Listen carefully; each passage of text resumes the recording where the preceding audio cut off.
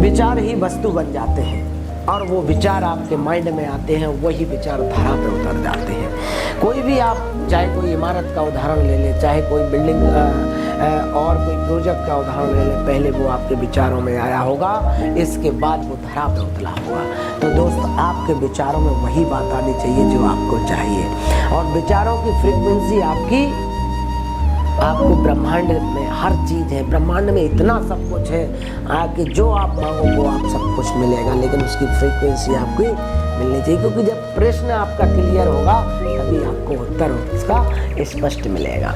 और सिर्फ ये नहीं है कि आप सोच लो मात्र विचार आ जाए, उस विचार के लिए आपको भावनात्मक भी जुड़ना पड़ेगा, आपकी भावना जुड़नी चाहिए। आपको उस विचार से आत्मसात करना पड़ेगा, आपको खुश रहना पड़ेगा, आपको भरोसा करना पड़ेगा, आपको एकता का भाव रखना पड़ेगा, तभी ये सब चीज़ें आपको ब्रह्मांड दे सकता है। समृद्धि, प्रेम, खुशी, ये सारी चीज़ें होनी चाहिए। अब लोगों को लगता है कि हम विचार नहीं करेंगे और हमें सारी चीज़ें मिलना चाहिए। दोस्त, ऐसा नहीं होगा। आप देख लो, भारत में अगर राम मंदिर बनना था तो राम मंदिर पहले करोड़ों लोगों के विचारों में आया, और जब विचारों में आया तो उसको भी विचारों में आने के बावजूद भी, इतने ऑब्स्टिकल आने के बाद भी उसमें इतना समय लगा, लेकिन वो धरा पे उतला और वो वस्तु आपके हाथ में आ गई। तो आज एक भव्य मंदिर बना।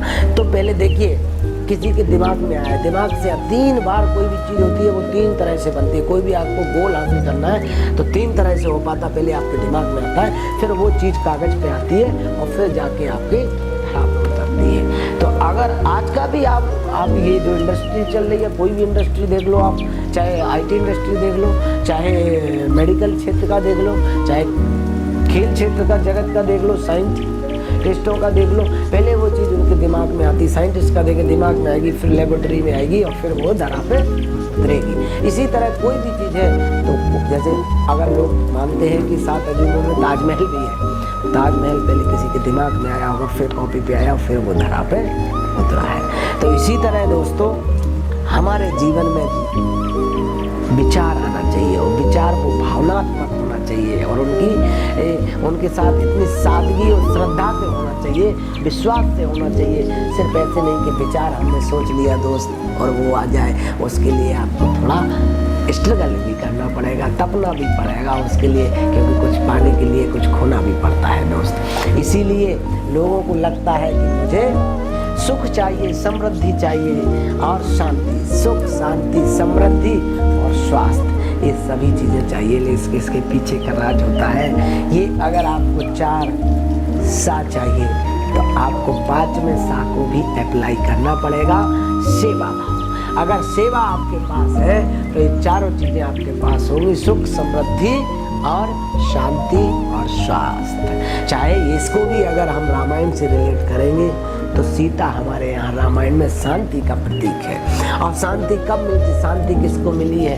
राजा जनक को, जब विदेह थे, देह से बाहर थे, लोभ लालच सब कुछ नहीं था, और जब वो राजा थे तब उनको शांति नहीं मिली। राजा को भी खेत में जाके हल जोतते समय सीता प्रकट हुई।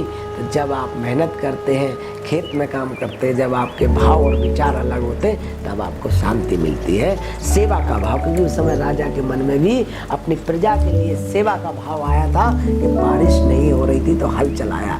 इसीलिए दोस्त, अगर आप सुख और शांति और समृद्ध और स्वस्थ जीवन जीना चाहते हैं तो सेवा भाव लाइए। इन चारों चीज़ों का बीज मंत्र है सेवा। सेवा आप करना सीखिए, जिंदगी की सारी चीज़ें आपके सामने आ जाएंगी। क्योंकि पर हित सरस धर्म नहीं भाई, पर पीना पर शम नहीं भाई। तो इसलिए पराया हित करना सीखिए। बहुत बहुत धन्यवाद।